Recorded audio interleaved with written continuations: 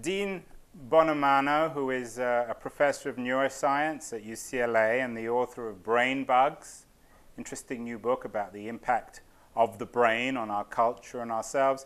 Dean, there's been a lot of debate recently, I think, that was sparked by a writer called Nicholas Carr about the impact of the internet on the brain. You write that the brain has a lot of bugs. I think Carr would argue that the internet has made the brain even buggier. What's your view of the relationship between the internet and the brain? Well, I think there's no sense in really pretending that it's purely a good thing or purely a bad thing. That's just silly. I think we all know that. There's a lot of strengths and potential problems with spending, not so much with the internet, but perhaps spending too much time in it. And I think that was sort of Nicholas Carr's point in his book, The Shallows. So my view is that the brain has many bugs, and we can go through a debugging process. And certainly technology, the internet, smartphones play an important role in that debugging process. Our email programs now remind us, or they beep at us if we forget the attachments. We have many different devices to store all the telephone numbers or account numbers that the brain is really ill-suited to store.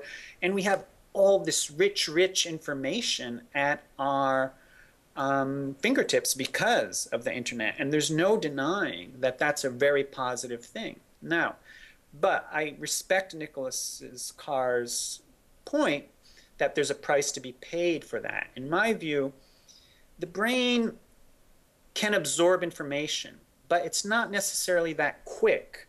We take time to digest and accept new ideas. So one sees this all the time in science.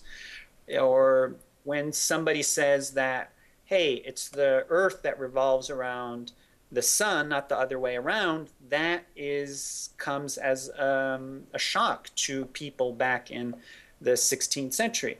So it takes time to absorb new ideas and to make sense of the world. So we also need to keep in mind that it is necessary sometimes to sit back and think in depth about what we're trying to absorb. So there's a difference between information and using that information. The human mind evolved not simply to store information, but to use it in productive ways. And I think that's what we need to learn more about. So the question is does the vast amount of information I'm exposed to in any way slow down my ability to use that information in effective ways? And we do know that the brain is plastic and it adapts, but it takes time. So my personal view is that in some situations it is a healthy thing to sit back offline and just think about the information we're absorbing or reading about. What is Twitter doing to the brain?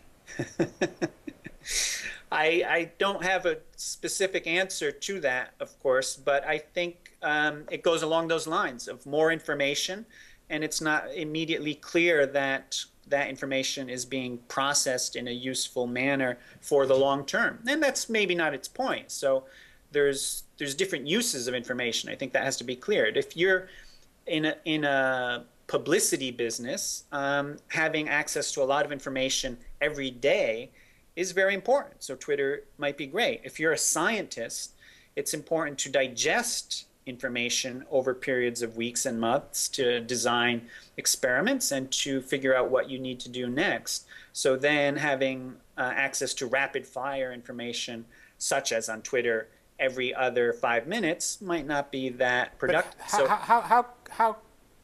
How much speed can the brain take in terms of communications? Twitter is hot today, tomorrow there'll be something else. At a certain point where we just hit the wall, will our brains splatter against the real-time wall?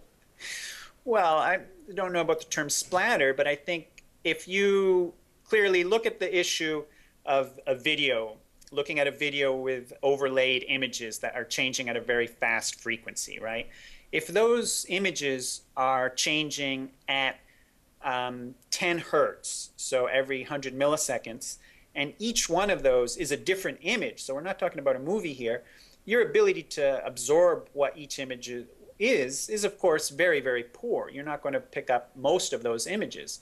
You might be able to make sense out of one or the other, but there'll be very little retention of those images over a long period of time if you're exposed to hundreds of images. So it's hard to give a bit rate, if you will, for the human brain, because there's many ways to measure it.